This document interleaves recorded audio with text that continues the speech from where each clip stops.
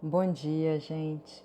Bem, tô gravando hoje para vocês, voltando um pouquinho ao tema de psicologia, né? A minha intenção com esse vídeo é tornar a psicologia mais acessível, né? De fácil entendimento para vocês. Assim, pelo menos os conceitos básicos e a partir daí oferecer uma base que a partir daí vocês vão se desenvolvendo, né? E esse é um conceito importantíssimo na psicanálise.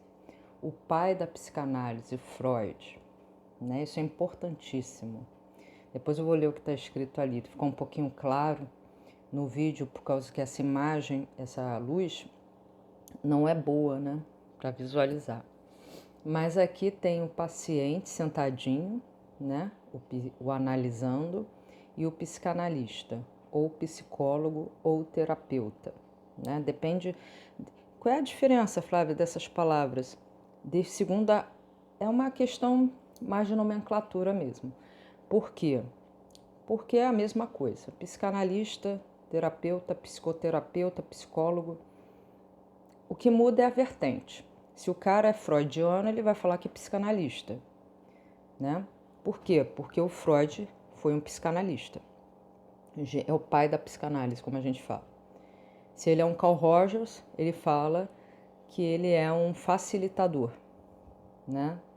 E por aí vai. Então, cada um eles dão uma nomenclatura diferente para uma essência que é a mesma, que é o quê? Fazer o indivíduo ajudar a se compreender, a compreender os próprios traumas, a compreender as próprias limitações e lidar com isso, né? Ressignificar. O que é ressignificar? É atribuir um significado novo. É tirar de um trauma uma experiência e tornar isso produtivo, tornar isso um conhecimento.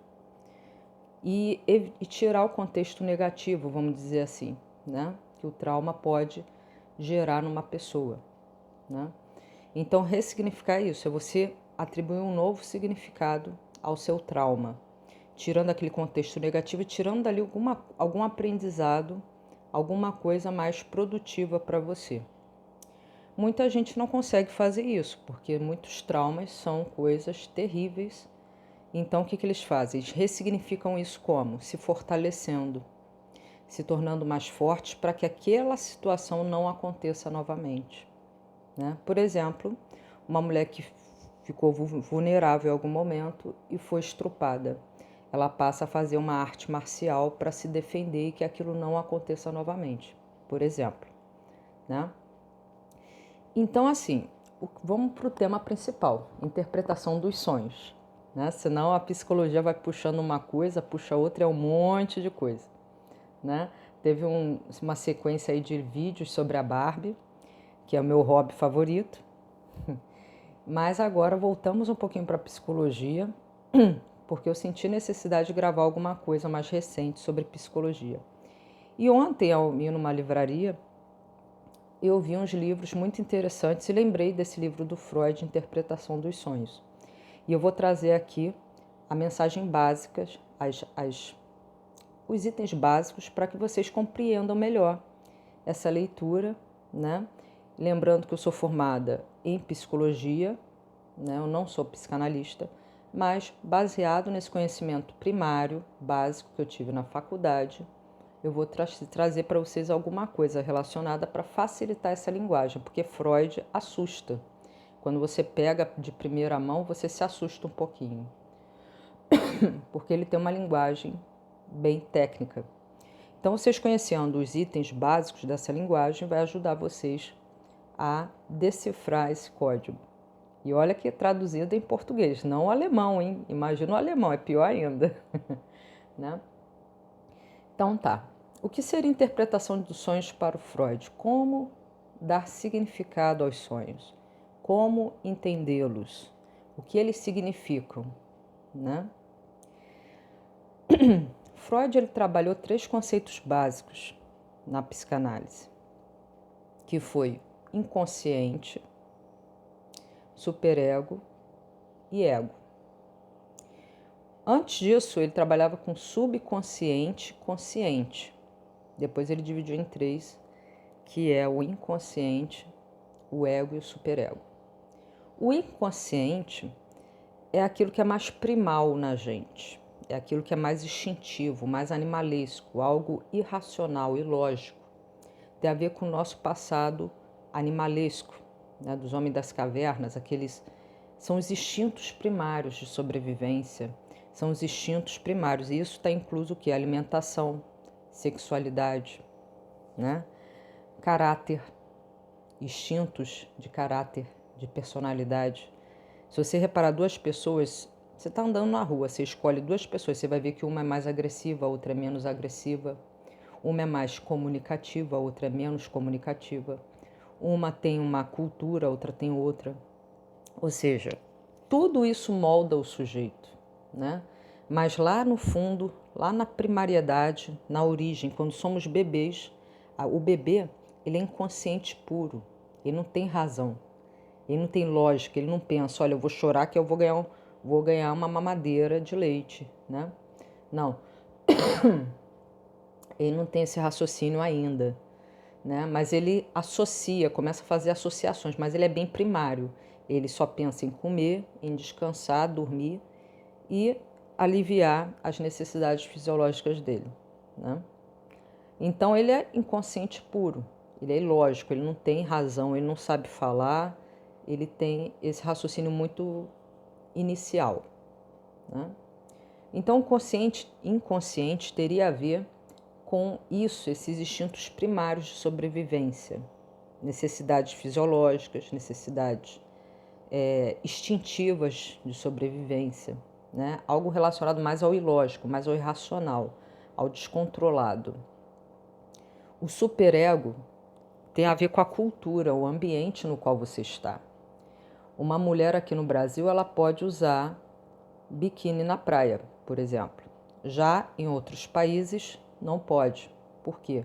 A cultura não permite, a tradição, a ética do país, né? A moral do país não permite que em certos lugares a mulher use fio dental, use biquíni. Então, o que acontece? O superego é justamente esse ambiente que molda o sujeito. É a cultura, é a tradição, são os costumes, né? Isso é o superego. Por exemplo, o superego diz que você não pode andar nu no meio da rua no Brasil, porque é atentado ao pudor, por exemplo, né? Então, a cultura exige que você use uma peça de roupa, que você se cubra. Exige isso. Se você andar nu, provavelmente alguma autoridade vai te parar, vai perguntar o que está acontecendo. Então, o superego é essa cultura, esse ambiente externo que molda o nosso comportamento, que molda também a nossa maneira de pensar. O Jung, que é um psicanalista que veio depois do Freud, né, ele utilizou a psicanálise e trabalhou outros conceitos. Ele trabalha o conceito de arquétipos. Aí é outro tema, eu não vou entrar nisso. Mas tem a ver com isso, com essa cultura. O arquétipo é uma pré-definição de uma ideia, de um ideal, né? Então a cultura, ela prega a imagem. Um exemplo de arquétipo, mãe boa, que toda mãe tem que ser boa, tem que ser maternal, tem que ser carinhosa. Isso é um arquétipo segundo Jung, mãe boa. O Winnicott também usa esse conceito de mãe boa, seio que amamenta, que dá amor, que dá carinho, alimento, né? Não só físico, mas emocional. Então isso são conceitos arquétipos, são conceitos pré-definidos da imagem de mulher, quando ela se torna mãe, né? Tem a ver com superego, que é essa cultura que inculca na cabeça da gente conceitos pré-definidos. Por exemplo, um exemplo geral de uma mulher ideal é o quê? Maria, mãe de Jesus, não é? É aquela mulher imaculada, aquela mulher que nunca faz nada errado, que ela é submissa à situação, que ela é amorosa com os filhos, que ela sempre perdoa, que ela sempre acolhe. Isso é um arquétipo de mãe boa, né?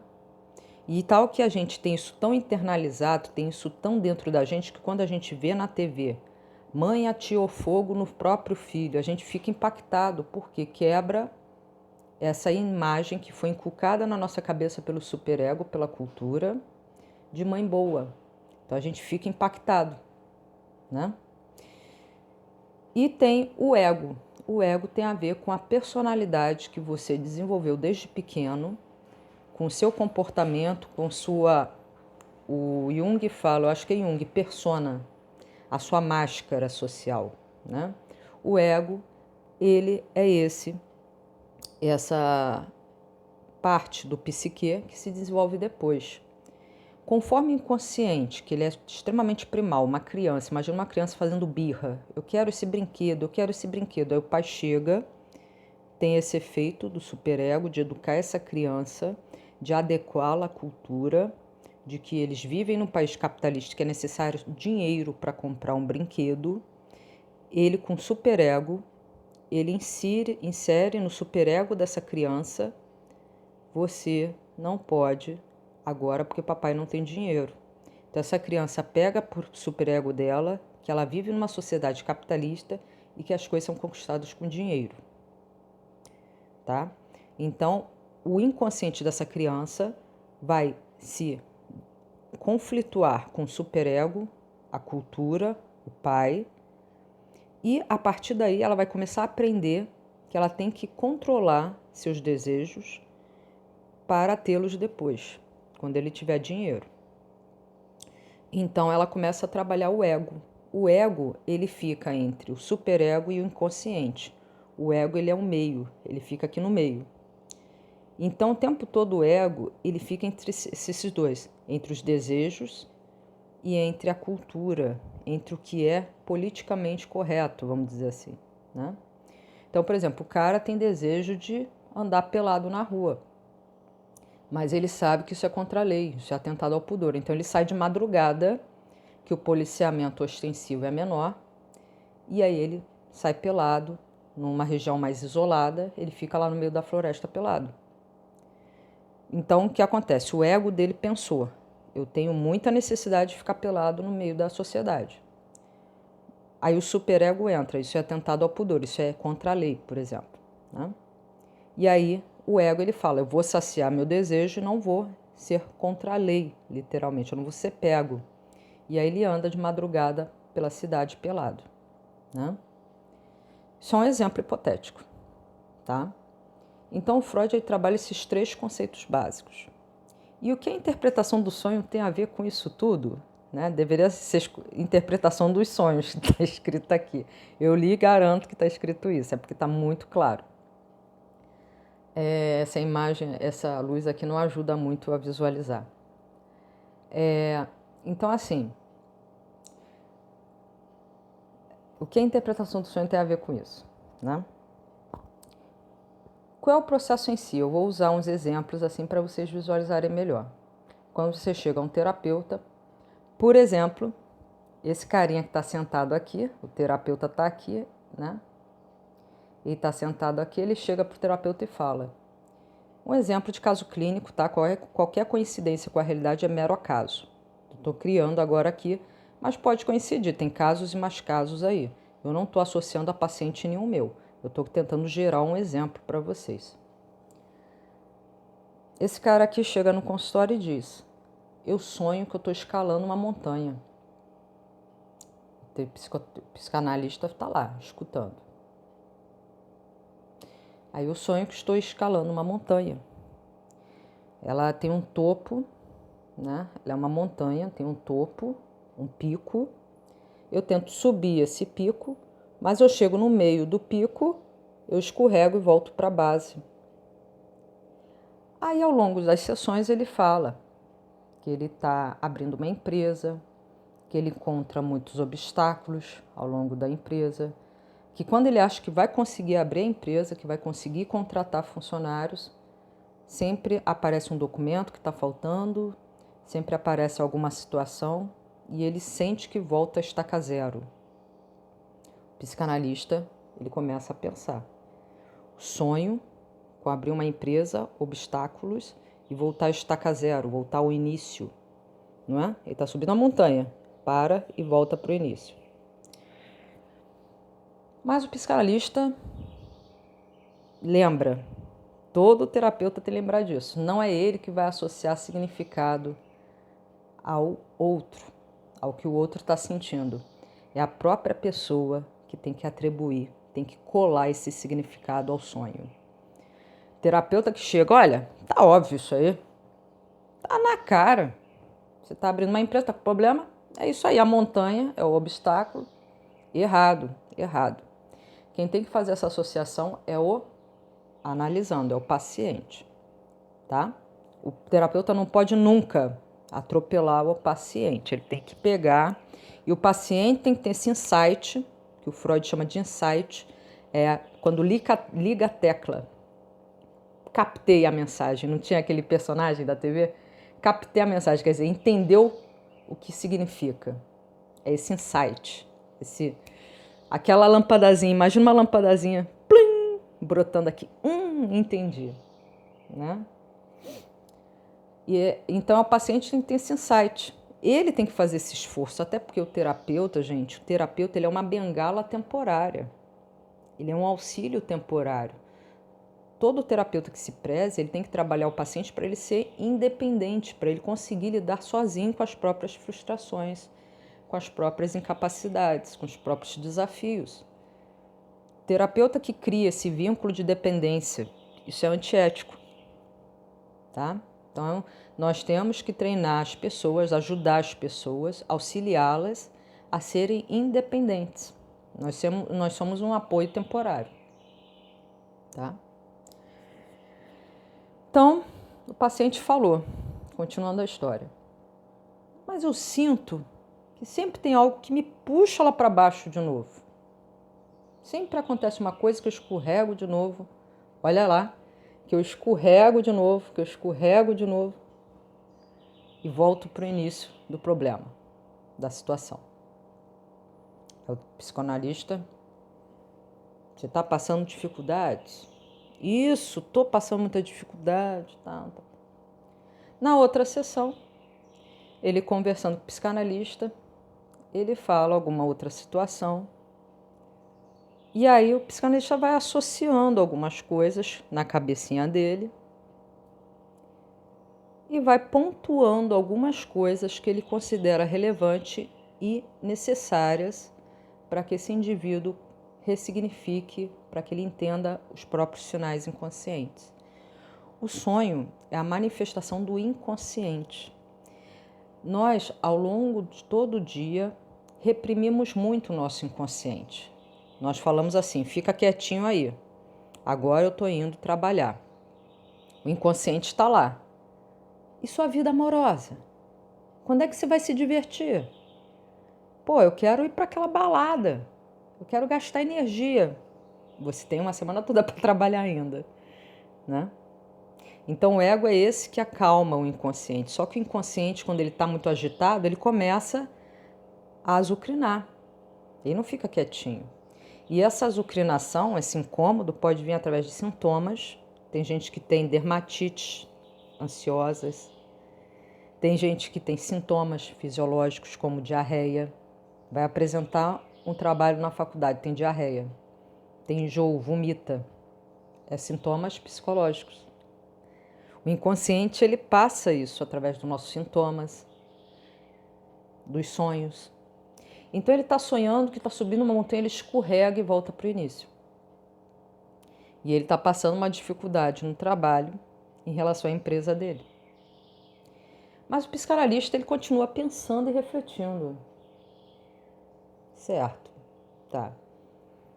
Aí esse paciente começa a falar que ele está em crise, está em processo de divórcio, que a relação dele nunca andou muito à frente. Ele se esforçava para que desse certo, mas sempre acontecia uma coisa e eles brigavam e voltavam a estaca zero. Aí o psicanalista, opa, será que a montanha é o relacionamento, então não é a empresa? Desculpa, gente, tive que dar uma tosse e beber uma aguinha, porque o frio tá danado, eu acordo com esse pigarro. Então, será que a montanha...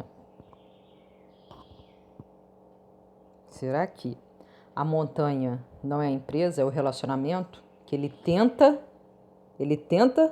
progredir, mas a mulher, a relação sempre volta ao zero. Aí ele fica anotando na caixinha mental dele, o psicanalista. E todo terapeuta, todo psicanalista tem que ficar atento a uma coisa: contra-transferência. O que é transferência? O que é contra-transferência? Transferência é quando o paciente, esse carinha aqui que está falando, está lidando com os problemas dele, ele transfere para a imagem do psicanalista o sofrimento dele e a pessoa que ele queria, às vezes, até atingir. Então, o psicanalista ele tem que estar pronto que essa agressão é inconsciente. Ele tem que pensar se ele está lidando. Então, por exemplo, ele está em crise no casamento porque ele desconfia que a esposa dele, a relação sempre volta para o início, eles brigam e voltam. E ele desconfia que a esposa está traindo ele com um homem, outro homem. A psicanalista já ligou o alerta. A partir daquela sessão que ele fala isso, ele começa a se comportar com o psicanalista de uma forma mais grosseira, mais desconfiada.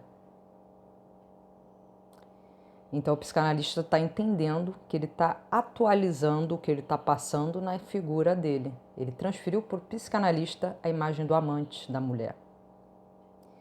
Antes ele ia para as consultas, a mulher levava ele de carro, a mulher ia com ele. E desde que ele falou dessa suposta traição da esposa, ele agora está indo sozinho no carro. O psicanalista percebeu. Ele está atualizando essa imagem do amante, ele transferiu para mim. A pessoa transfere para o psicanalista a imagem do objeto que ela quer trabalhar, que ela quer entender. Então ele já percebeu que ele está no papel do amante. Isso o paciente faz de maneira inconsciente, não tem ciência. O psicanalista tem que estar em alerta para perceber isso. Só que o psicanalista, ele está divorciado por causa de traição também. Ele tem a história dele pessoal. Então ele tem que ficar atento para que a história dele pessoal não interfira no tratamento que ele está oferecendo. Ele tem que ficar de alerta. Quem tem que fazer a terapia é o paciente, não ele. Então ele tem que ficar tomando cuidado com a contra-transferência, para que ele não lhe devolva para o paciente alguma questão dele que ele tem que trabalhar também. Isso aconteceu comigo quando eu estava atendendo uma paciente infantil que sofria bullying. Né? Ela tinha 9 anos e sofria bullying. E quando eu atendia ela, eu saía da consulta muito cansada, muito exaurida. Então eu comecei a perceber que eu estava, de certa forma, a minha infância com bullying estava interferindo no meu tratamento. Eu tive que trabalhar isso na minha própria terapia, com a minha psicanalista, com a minha psicoterapeuta. Eu trabalhei isso para que não interferisse. Eu até falei para a minha médica, eu falei, eu acho que eu vou encaminhar essa paciente. Ela falou, não, Flávia, vamos tratar aqui, vamos ver como é que vai progredir. E aí eu consegui, né, tratar a minha infância com ela, né, esse trauma do bullying. E aí eu comecei a atender minha paciente e aí o tratamento progrediu. Que bom, né? Então, o psicanalista, o terapeuta, ele tem que ficar atento a isso, às próprias demandas, aos próprios traumas. Então, esse paciente, voltando, né? Esse paciente transferiu para a imagem dele a imagem do amante. E aí o psicanalista já percebeu e está fazendo o jogo dele, está tratando ele com toda a formalidade, com a ética e com os conhecimentos técnicos psicológicos que ele conhece de terapia.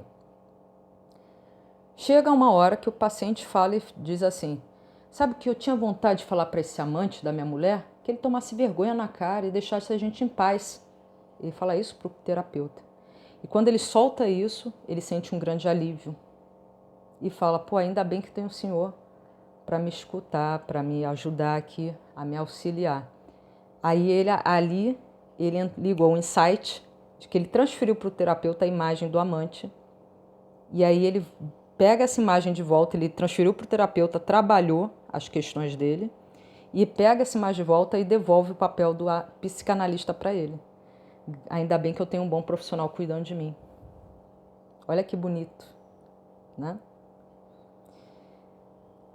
prossegue as sessões. É a história lá da montanha que ele está subindo e ele escorrega. Está lá ainda.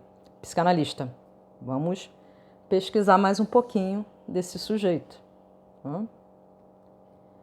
Aí ele conversa que a mulher dele tem procurado muito, saía muito, e que ele não tem conseguido nem ter tesão mais com ela, esse paciente. Eu não estou conseguindo mais ter tesão com ela. A gente já transava pouco. Agora é uma vez por semana e olha lá, é muito rápido. Eu estou sentindo um certo asco por ela, não sei porquê. E ele solta nas outras sessões que ele reviu um amigo de infância. E ele lembrou da época que ele ia para bagunça com esse amigo, eles bebiam até tarde, ficavam de madrugada na rua. Ele, nossa, eu revi esse amigo de adolescência, a gente cresceu junto, passamos a adolescência também juntos, fizemos faculdade juntos, ele seguiu outro curso lá, pô, ele era meu amigão mesmo. E aí o psicanalista começa a associar o que será que ele passou nessa infância, nessa adolescência, que marcou ele e deu esse bem-estar nele. E agora ele está insatisfeito. O que ele perdeu aí de lá para cá? O que ele perdeu a chegar a esse ponto de insatisfação? Isso tudo o psicanalista pensando. Aí, na outra consulta, esse rapaz fala, nossa, a gente bebia até de madrugada, fazia altas loucuras. O psicanalista ali com alerta. Né? Ele fala, engraçado, você fala dessas loucuras com muita alegria. Essas loucuras fazem falta para você agora, nesse momento, que você sente, você demonstra uma alegria que agora eu não vejo mais em você. Essas loucuras fazem falta.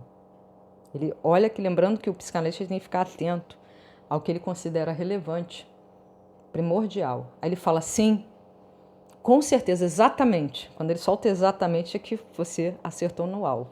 Exatamente, doutor. É isso mesmo. Aí ele percebe que aí tem um ponto que tem que ser trabalhado, uma coisa que movimentou emocionalmente o rapaz. Aí ele fala, você gostaria de falar um pouquinho mais sobre essas loucuras? Você gostaria? Nada de impor, fale mais. Não, o psicanalista, o terapeuta não pode ser invasivo, ele tem que ser cuidadoso. Aí ele fala, você gostaria de falar sobre, né, essas coisas?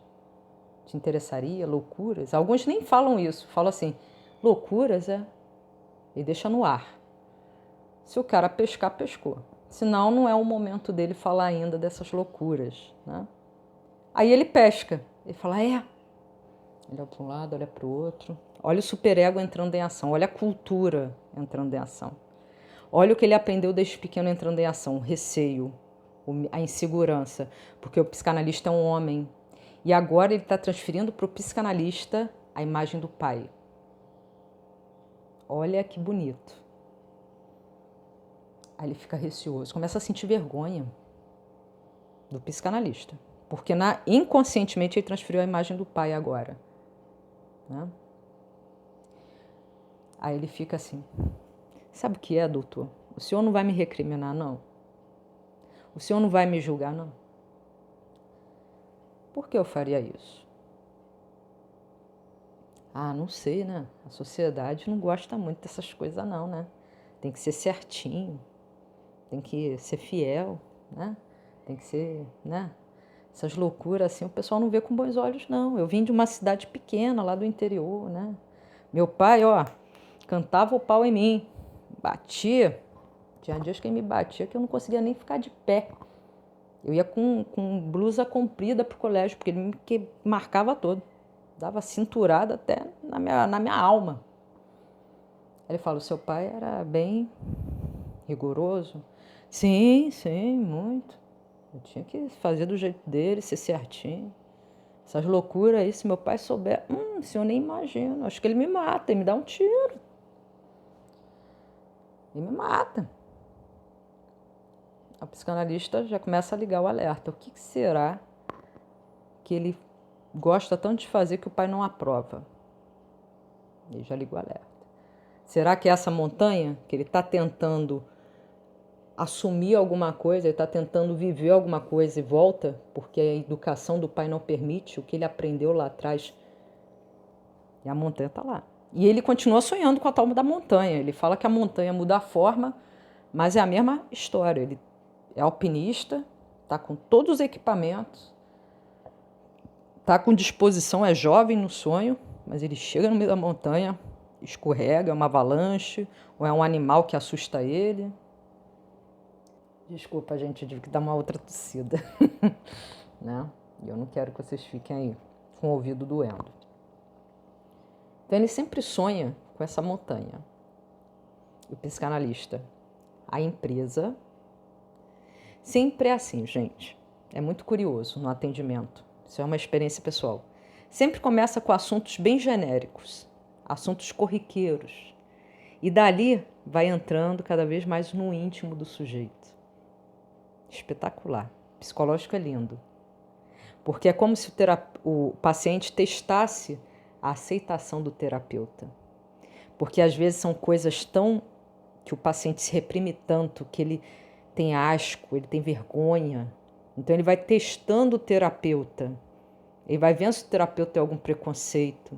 Ele vai vendo se o terapeuta tem alguma desconfiança em relação àquilo. E esse psicanalista está muito seguro, então o paciente está se sentindo confortável em progredir. Ok.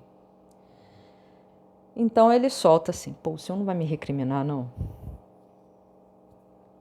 Aí ele, por quê? Por que eu iria fazer isso? Você comentou do seu pai recriminava também alguma coisa? Pois é, a terapia já vai acabar, tem muito tempo. Olha a insegurança dele, querendo ir embora, inconscientemente, querendo sair dele. O terapeuta entende e diz, você gostaria que acabasse agora? Você gostaria de trabalhar isso na próxima sessão, nas outras? Fica à sua vontade. Tem terapeutas que deixam, que percebem que a pessoa não consegue ir até o final do tempo, né? Tem terapias que... Teve um paciente que eu liberei antes do tempo, porque ele queria ir embora. Eu acho melhor trabalhar na próxima sessão. Ou na outra, sei lá, eu não sei não. Não sei. Estou com receio da sua reação, doutor. Vai que o senhor pensa que nem meu pai. Olha, ele levando novamente para a imagem do pai para o terapeuta. Atualizando uma questão dele na imagem do terapeuta. Isso é o que acontece na terapia, isso é normal, é de se esperar. Aí ele olha assim e fala, inclusive meu pai sentava que nem o senhor.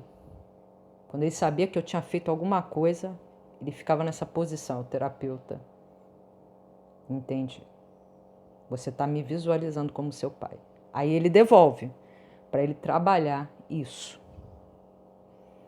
Aí ele fala, é mesmo? Eu nem me liguei. Pô, o senhor não tem nada a ver com ele, o senhor até é meio mulato, meu pai era branco e tal. Ele era? É, ele faleceu e tal. Agora que eu estou permitindo, estou representando, tá, gente? Agora que eu estou permitindo lidar com algumas coisas, revi esse meu amigo, sabe? Aí veio aquele desejo de fazer as coisas de novo. O terapeuta entendeu que ele quer continuar na sessão, então ele continua tratando. Aquelas coisas, né? Aquelas coisas, sabe? O senhor promete que não vai me julgar? Ele, você tem muito receio que eu te julgue, né? Tenho. Não é só meu pai, não. Os homens em geral, aí. A maioria aí que é casado, tá? A minha esposa mesmo já tá desconfiada de alguma coisa. Ela tá jogando mais indireta, sabe? Tá ficando insuportável ficar com ela. Tô quase me divorciando. Ela tá me traindo. Eu acho que ela tá me traindo. Aí o terapeuta, ele entende o quê? Ele tá colocando a culpa na mulher para justificar a vontade dele de trair também. E tá usando a mulher como desculpa, falando que ela não é boa na cama, não é? Que ele falou, transa pouco com ela, não tem desejo, não é interessante, que ela trai ele. Indiretamente ele tá dando desculpas para se afastar dela, sem ver a verdadeiro motivo, que ele quer voltar a fazer loucuras com um amigo. Olha o inconsciente aí trabalhando indiretamente na vida desse indivíduo. Aí na outra sessão ele fala, dê entrada no divórcio, não aguento mais. E o terapeuta nessa hora ele tem que ficar atento, porque ele é divorciado, para ele não atropelar a história do paciente com a própria história. Aí esse paciente fala, dê entrada no divórcio, quero me livrar dela. Aí ele fala, como você se sente em relação a isso? Como é que está sendo para você? Ah, ótimo, estou me sentindo livre. Sabe, meu amigo, a gente voltou a se falar de novo. Estou mandando e-mail para ele, entrei na rede social dele. Pô, tá mó empolgação. Quando eu me divorciar dela, eu vou voltar para a minha vida. Mas eu fui lá no túmulo do meu pai, pedi perdão, mas eu falei que eu vou viver minha vida agora. Ele já viveu a dele, eu vou viver a minha. Isso, gente, significa o quê? Luto. Processo de luto. Ele tinha o pai vivo na cabeça dele, que ia reprimir ele, ia puni-lo pelo que ele queria fazer. Mas ele foi lá, onde o pai estava enterrado, e disse, pai, me perdoe, mas eu vou viver minha vida. Ou seja, naquele momento, o pai, da cabecinha dele, ele realizou o luto. Ele finalmente enterrou, literalmente, psicologicamente falando, o pai.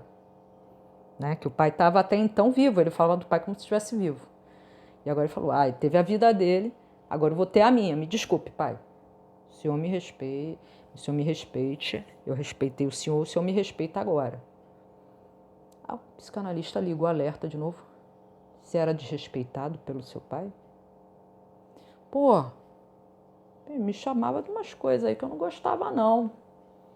Tudo bem, né? Pô, é pai, né? Aí ele te xingava. Xingava, pô. Você vê que isso é modo de falar um filho? Aí ele falava coisas que... pô, tô representando. Me chamava de... desculpa aí dizer, mas... me chamava de viadinho. Seu pai te chamava de gay, de viado.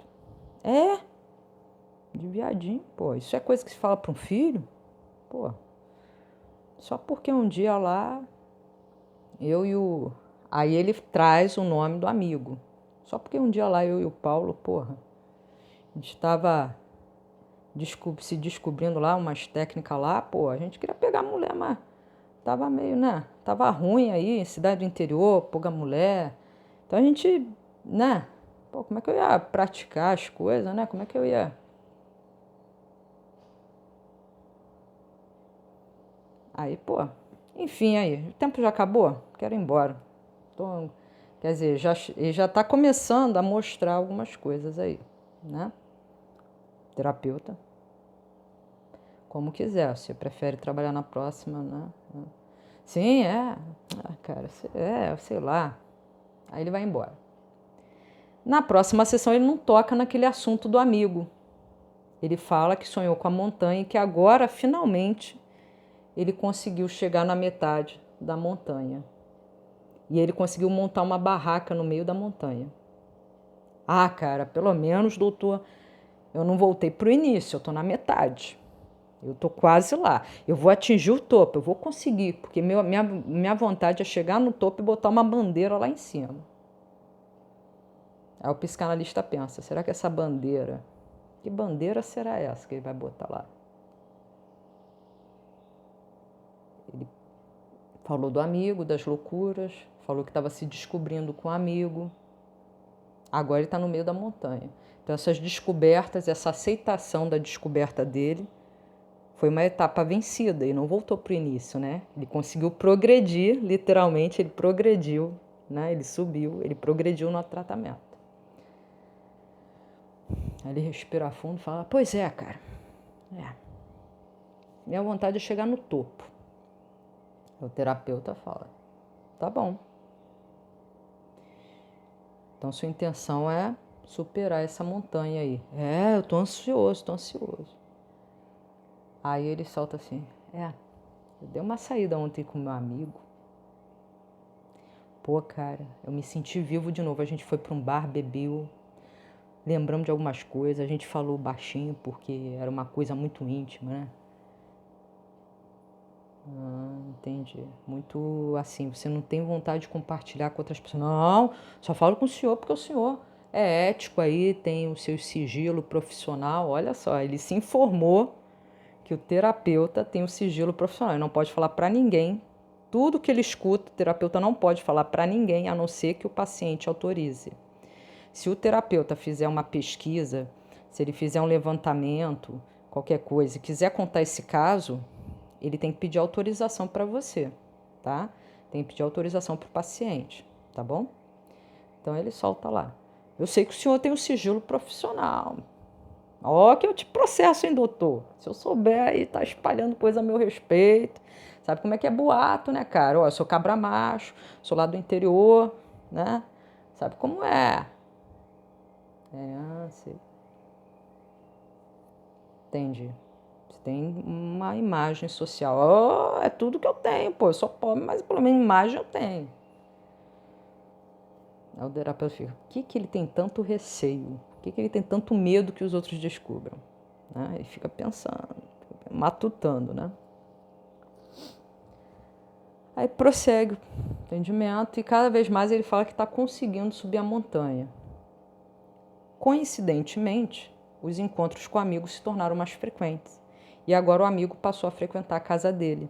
E o terapeuta pensa, gente, ele saía com o amigo para beber, fazia altas loucuras. Mas essas loucuras, o que seriam essas loucuras? Porque agora ele está feliz, o amigo está frequentando a casa dele. O que será que ele faz na casa dele? O terapeuta tem que levantar essas hipóteses para entender, para associar os conteúdos, montar uma história, mais ou menos, uma lógica naquilo e devolver para ver se é aquilo, né? Se é aquilo. Aí ele resolve fazer isso. Ele fala para o paciente, fala, você gostava de beber com seu amigo na rua, mas antes você não narrou que levava ele para sua casa. Tá louco, velho? Pô, meu pai lá, cara, não, ia matar eu e meu amigo. Agora eu moro sozinho, a gente pode fazer as loucuras lá em casa. O terapeuta continua com a pulguinha. Isso é o quê? Respeito à velocidade do paciente. O terapeuta pode dizer, ele não pode chegar assim e dizer, olha só, cara, abre logo o jogo. O que foi? O que tu faz com teu amigo que eu não aguento mais? Eu não aguento mais. Estamos 20 sessões e você não fala o que você faz com seu amigo. Né? Pô, abre logo o jogo, rapaz. O que foi? Vocês fumam droga, né? Puxa um baseado. Vai lá, né? Brinca. Como é que é? Chama uma mulher pra fazer. O que é esse esquema aí? Eu quero saber, pô. Tô angustiado já. 20 sessões tu não fala. O terapeuta não pode fazer isso. Por mais que ele tenha vontade, não pode. Ele fala, respira fundo, né? Ele respira fundo e diz, o paciente, entendi. Então você agora sente a vontade, leva para sua casa, certo? Aí ele solta o paciente. O senhor também é, né? O senhor é. Aí, agora confirmou que eu tinha dúvida. Ele, você acha que eu sou alguma coisa, além de terapeuta? Sim, pô, homem. Tu não fez loucura também quando era novinho? Isso é autovalidação transferida para o terapeuta. Aceitação novamente. Ele sendo o que ele é, automaticamente se espera o quê? Aceitação. Não é isso? Galerinha, eu vou ter que marcar a parte 2, tá? Interpretação dos sonhos, parte 2. Se você gostou até agora, prossegue, porque eu acho que a memória do meu celular vai acabar. Ele está sinalizando aqui. E aí eu vou perder esse vídeo. Então eu vou fazer a parte 2, tá? Para continuar explicando a história desse candango aqui, do nosso paciente. E descobrir finalmente o que ele faz tanto com esse amigo. Até a próxima parte, gente.